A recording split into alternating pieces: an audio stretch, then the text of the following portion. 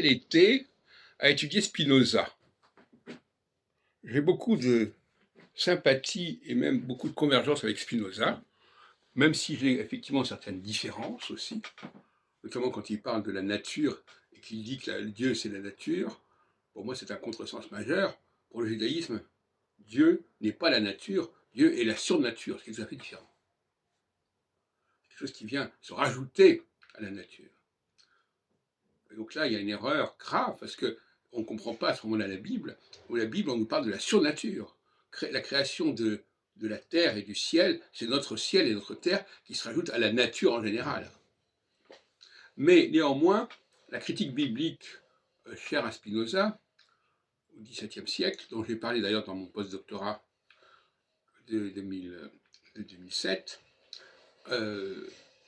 doit beaucoup à Spinoza, d'une certaine manière. Mais lui, il avait surtout une volonté de montrer l'incohérence des choses. Il ne comprenait pas forcément la structure fondamentale. Enfin, c'est un autre problème. En tout cas, nous allons passer pas mal de temps sur Spinoza dans les semaines qui viennent. Nous allons dépouiller Spinoza, son traité théologico-politique notamment, et parce que c'est un juif, mais qui est un juif qui s'est un peu démarqué. Donc le juif, c'est le juif qui quitte le judaïsme. Et on sait très bien, j'en ai parlé longuement, que c'est la question qui se pose.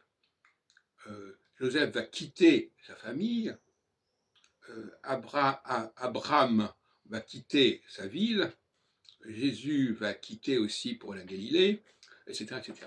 Donc, il y a le juif qui s'en va, et puis il y a le juif qui a un rapport compliqué avec sa communauté. On le voit bien dans l'ouvrage de Yalom, le problème Spinoza.